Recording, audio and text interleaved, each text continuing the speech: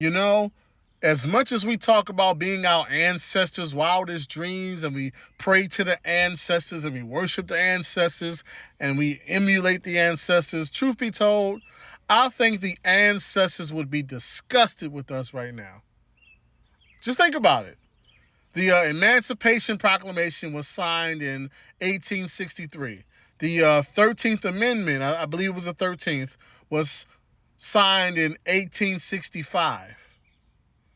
So, fresh out of slavery, if you look at what our ancestors did, those 50 years post slavery, even with Jim Crow, sundown towns, the Klan being in full effect, all like way worse conditions than what we have today. If you look at the first 50 years coming out of slavery, Tuskegee University, Howard University, Bowie State University, Hampton University, the Divine Nine, almost every black institution and black organization that is thriving, even still to this day, was established by the ancestors the first 50 years out of slavery.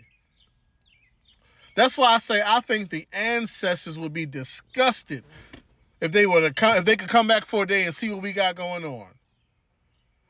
If they could see the performance of our children in schools and all the excuses and the explanations we have for it. All the white man this and the white man that and the system this and the system that. You're not going to be able to tell the ancestors with a straight face that you're facing more adversity than they did. But yet, education was so important to them that once again, they established the majority of these higher learning institutions that we have to this day back then.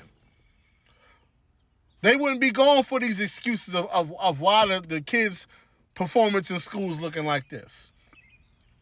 They would not be going for our excuses and explanations for why so many of us are being killed by one another. Oh, there's no such thing as black on black crime. It's proximity. Oh, the white supremacists. No, they wouldn't want. You can't use that with them, because once again, whatever we are facing, they face it times 10. But they weren't killing each other like that. They would be disgusted, because we got way more excuses, even though we're facing way less harm than they did. And I think the people that they would dislike the most, have issue with the most, is all the quote-unquote intellectual or conscious or woke people. Because they would be sitting around listening to them trace everything back to the white man did this and the white man did that, and that's why this is not our fault, and that's why they wouldn't want to hear that. Because they would look back on their own personal life, their own personal situations and circumstances, and saying, we had it 10 times worse than y'all, but we managed to do way more. And that's the ironic thing about how we talk about the ancestors so much, but yet we don't think about what would the ancestors have to say about what we got going on right now.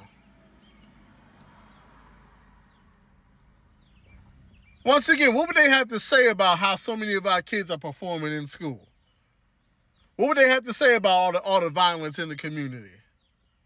What would they have to say about how we carry and conduct ourselves in public? Let's just keep it real. Our ancestors were a lot more religious than a lot of us are today. And I'm just talking about small stuff like how you go outside and present yourself to the public. Our ancestors were not going outside with no bonnet on their head, with no pants hanging off their behind, in no pajamas.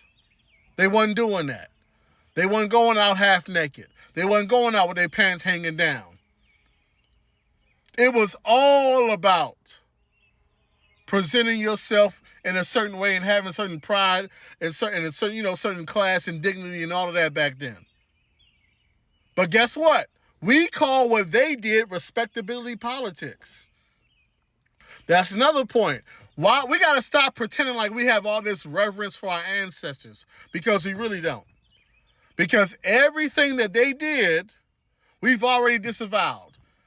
A lot of them were very, very religious. We've disavowed that. a lot of them were very, very big into how we presented ourselves in public. Most of us have disavowed that. A lot of them are very big on the family unit and keeping the family together no matter what. Most of us are not going along with that either.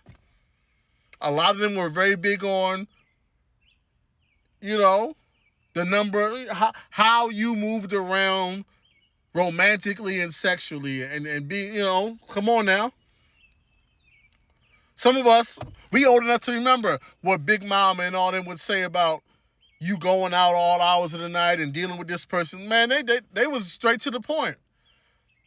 Heifer, hussy, your fast tail, and all. Man, they ain't play that. We gotta, don't judge me. Don't say nothing about what I'm doing culture right now. That was not the culture back then.